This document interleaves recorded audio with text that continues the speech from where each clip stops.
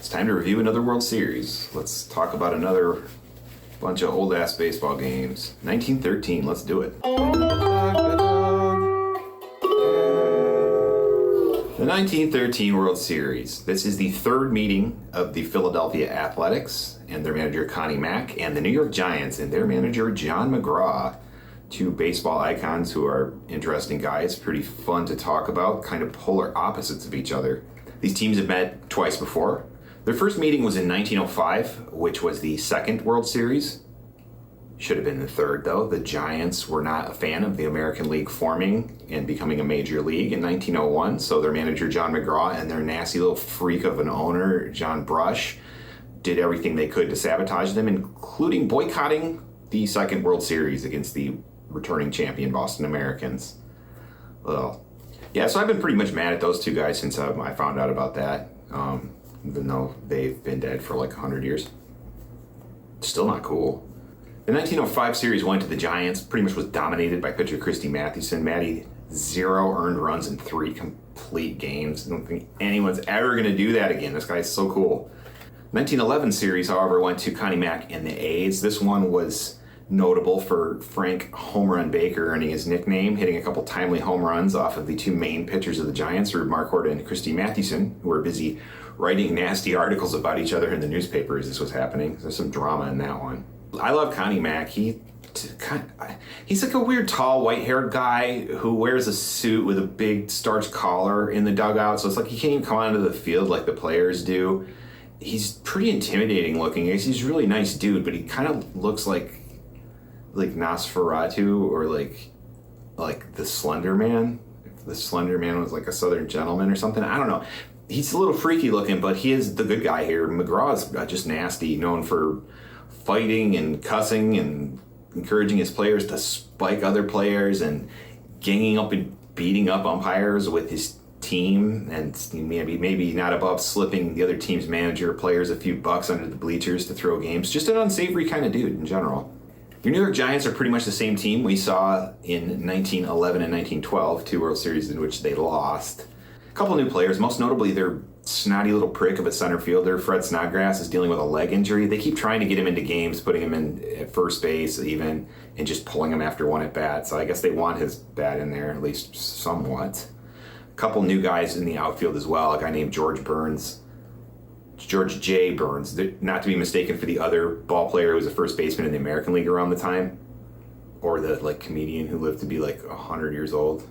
And also you have another guy, Tilly Schaefer, filling in center and third base a little bit in this series to make up for the loss of Snodgrass. The A's are pretty much the same as we saw in 1910 and 11 when they were victorious in both of those series. We got great pitching all around. You got Chief Bender, awesome baseball name. You got Eddie Plank, and you got a guy named Bullet Joe Bush. In 1912 we had Smokey Joe. This series we got Bullet Joe. Being a good pitcher named Joe seems to be a good way to get a very cool adjective style nickname. You should probably be named Joe if you're pitching around this time. A's also known for their $100,000 infield. Doesn't seem like a lot of money to be paying for different guys, like for complete guys. Today money is different though. They were expensive back then and good. Featured Frank Home Run Baker at third, Jack Barry at short, Eddie Collins at second, no shortage of Hall of Famers here, and then a guy named Stuffy McInnis at first base. I don't know why he was called Stuffy. Maybe he had sinus issues and talked like a little kid. I don't know. That's not as cool a name as Bullet Joe. It's to be called Stuffy. So what could be interesting about this one? It's 5 games. It's a rematch of 1911, kind of a rerun. I don't know. Maybe Connie Mack's got something up his sleeve. He's a cool dude. So let's review this little 5-gamer here. Game 1 at the Polo Grounds in New York, a famous park that's known for kind of being shaped like a bathtub and just having an outfield that just goes out from the corners. It was really weird to look at. You got Chief Bender versus Rube Marquardt on the mounds, a couple of aces. Giants score first in this one in the 3rd inning. You got a single by the bonehead Fred Merkel. He moves up on a bunt by the pitcher Marquardt, and then their second baseman Larry Doyle, team captain as well, a base hit scores Merkel from seconds, 1-0 Giants.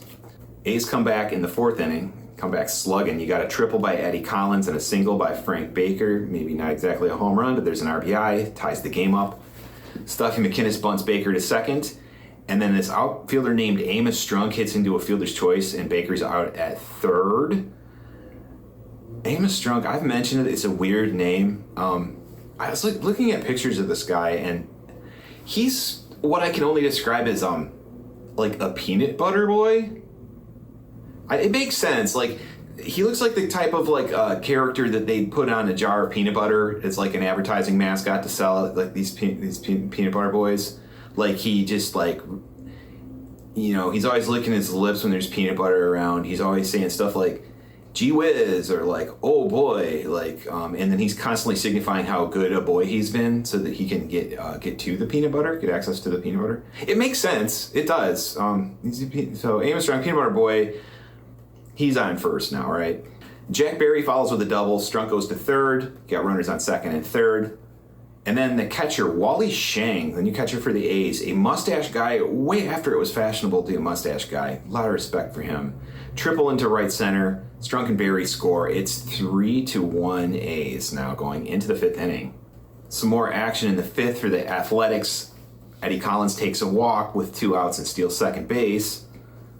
Not that that matters that much, because Frank Baker hits a home run. He gets a home run in this series too. He's still doing MVP type of stuff. It's 5-1 A's now.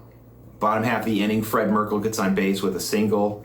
Moose McCormick, who sounds like a big boy, bats for Rube Marquardt, gets another single. Get Merkle on second base, got a couple runners on. Tilly Schaefer grounds out, moves both the runners out. You got 1 out now. You're on second and third. Larry Doyle hits a grounder to short, but Jack Barry messes that up. We got an error on the throw to first. We're not going to see the massive amount of errors like in 1912, so I'll try to keep my cool, but I don't like talking about this. I don't like talking about players messing up. It makes me feel embarrassed for them and for myself for some reason. Anyway, Merkle scores on the play. McCormick ends up at third.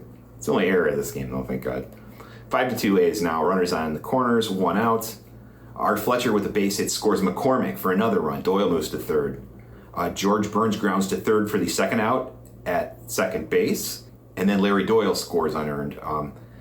Ends the inning on a pop-up by Buck Herzog. It's 5-4 A's. The Giants are within 1, so we have kind of a tight game here. Giants put in Doc Crandall to pitch in the 6th. In the 8th inning, the A's get a little bit of insurance here. Eddie Collins and Frank Baker, surprise, surprise, get on base, couple singles. You got the runners on the corner, nobody out. And then Stuffy McInnes slugs himself a double. Eddie Collins scores. The final score ends up being 6-4 A's. So they take game 1 here. A notable injury in this game, the catcher Jack Chief Myers for the Giants hurts his finger on a play in which he throws out a base runner at second. He catches the Rube Oldring stealing. And he's replaced in the rest of the series by Larry McLean, their backup catcher, which ends up being pretty notable. He ends up raking here. So this will be the last series that we see the duo of Chief Myers and Chief Bender opposing each other. So let's have a moment to shout out some of these Native American players from the past who were called Chief, whether they liked it or not. A couple of badasses. Good game for the A's. Frank Baker, Eddie Collins, 3 hits apiece. Baker drives in 3 runs. So they get off to a really powerful start there. Game 2, we're switching back and forth between parks per game here. We got Shibe Park in Philadelphia. Christy Mathewson and Eddie Plank in an absolute pitching duel. We got a 10-inning scoreless duel for these teams. Oddly, I think the most significant moment in this game really is the 3rd inning when they pull Fred Snodgrass out for a pinch runner. He gets on base. I mean, they get something out of him, I guess. And they put in a pitcher, Hooks Wiltsey, who stays in to play first base. And this will have consequences. The 9th inning, the Giants fend off a couple of walk-off attempts here by the A's. Begins with a leadoff single by Amos Strunk. Jack Barry bunts for a single, and Strunk and Barry take a couple bases because Larry Doyle makes an error on the throw to first. So now you got runners on second and third. Catcher Jack Lapp hits a ground ball to first base, and Hooks Wiltsey fires it home to nail Amos Strunk with a tag. Since you got that pitcher's arm over at first, cuts that leadoff runner. That would have been the end of the game. So now we're in a situation where Jack Barry's on third, Jack Lapp is on first, 1 out. Eddie Plank, the pitcher, hits a grounder to first base. And Wiltsey nails Barry at home. Again, another tag play. These aren't force outs. This dude is just pegging it home, and they're catching the dude on the fly. So a couple of significant putouts by the replacement first baseman Hooks Wiltsey, who's usually a pitcher and has a killer name. Lapp and Plank take a couple bases on the play, so we're at second and third with 2 outs. They're still sort of in the danger zone here. But Eddie Murphy grounds back out to Christy Mathewson for the 3rd out. Damn, scoreless game going into extras here. This is like the third extra inning game in World Series history. There hasn't been a lot of these so far. 10th inning begins with a base hit by Larry McLean, the replacement catcher for the Giants. And he is replaced on the bases by a pinch runner named Eddie Grant. Hooks Wildsey, lays down a bunt. Grant moves to second. Then Christy Mathewson with a base hit to center. Grant scores. Giants take a lead. Finally, first run of the game. The pitcher's getting it done here in the 10th. Buck Herzog then reaches on an error by Eddie Collins on the throw to second. Runners get a couple bases. Matty's on third. Herzog's on second. You got one out. Maybe the Giants can pile on a little bit. Becomes more likely when Larry Doyle is hit by a pitch. The bases are now loaded. Art Fletcher base hit a line drive to left field. Matty scores. Buck Herzog scores. 3-0 Giants. They got a lead finally here in the 10th inning. Bottom of the 10th, Matty puts them down 1-2-3. The series is tied at 1. Good late inning rally by the Giants there. Incredibly lucrative move putting a pitcher in at first base. Just something you wouldn't expect. Very cool.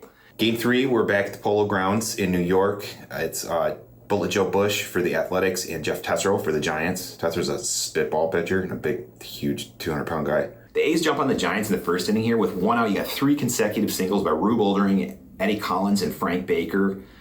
On the Baker single, Oldring scores.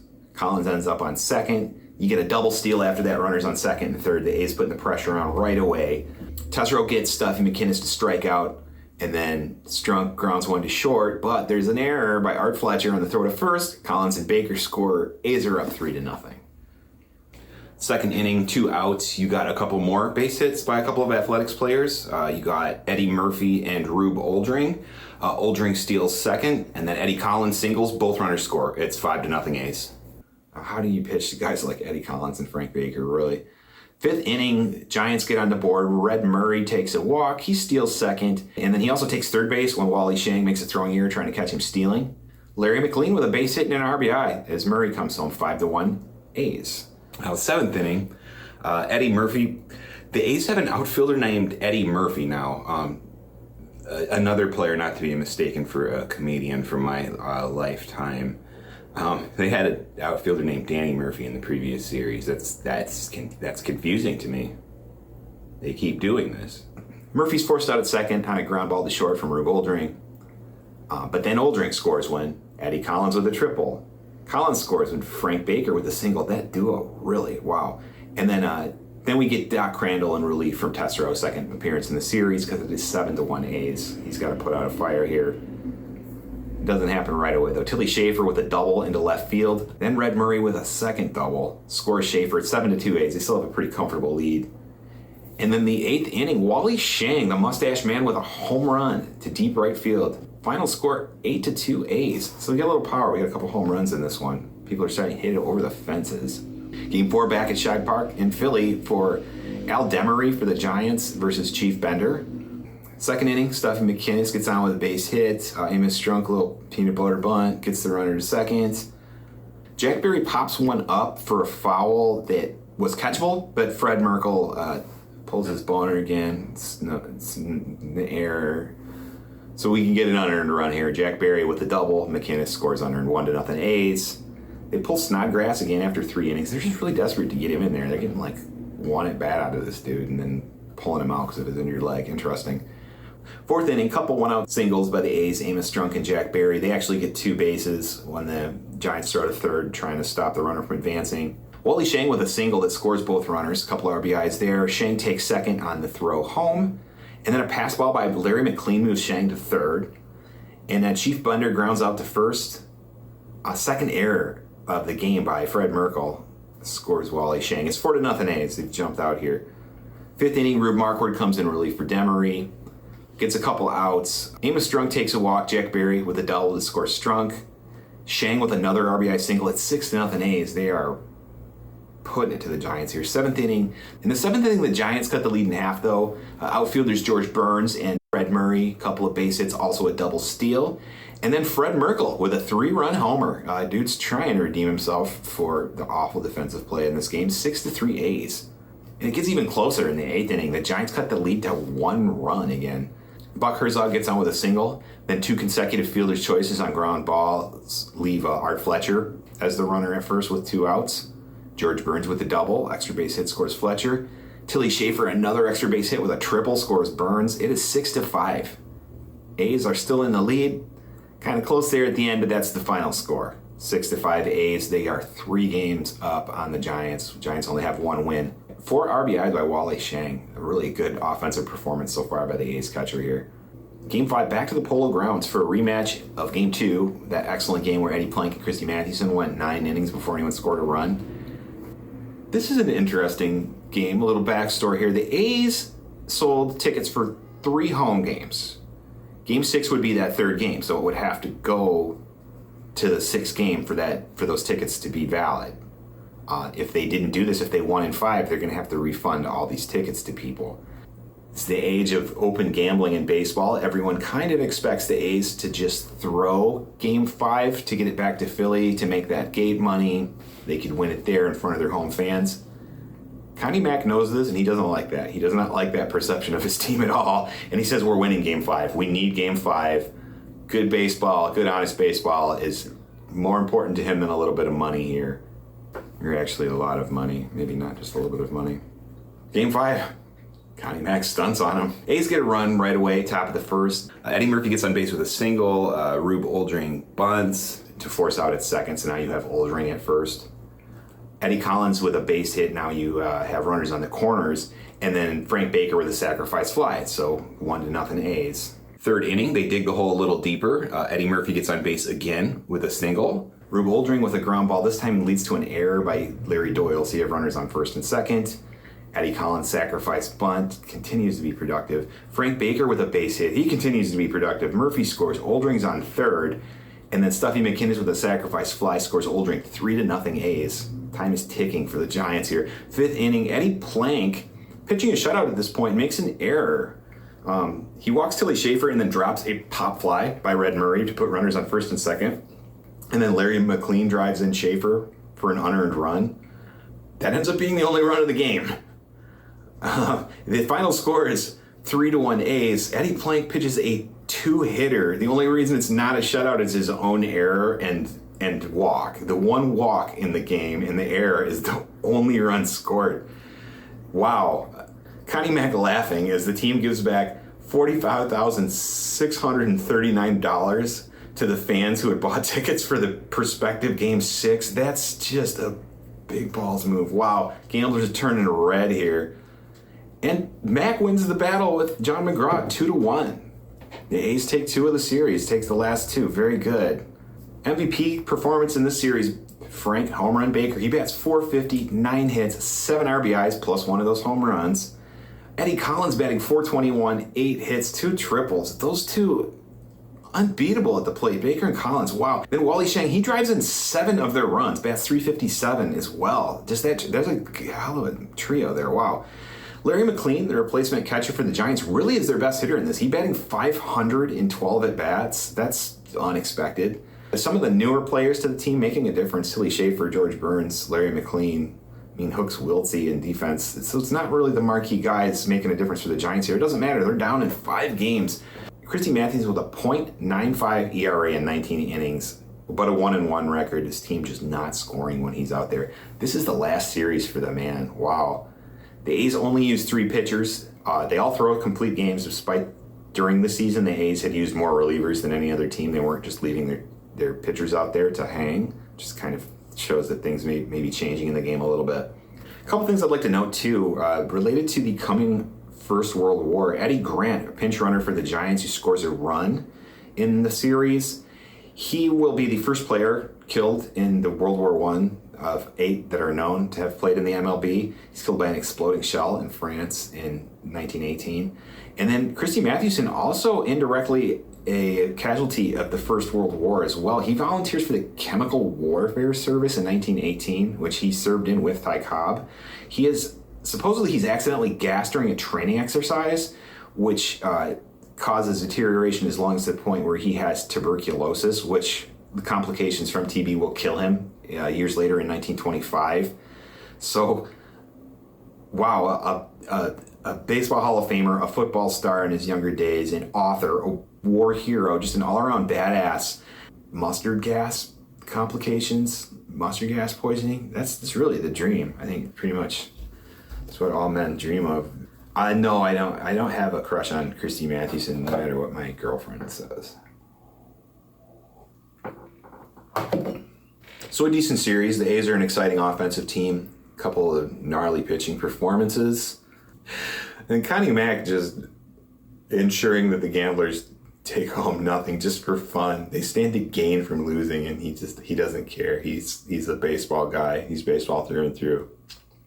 Hell yeah. So we'll be back in 1914, the fourth pennant in 5 years for Mack's Philadelphia A's, and a upstart underdog team in the Boston Braves making the World Series. We will see you then.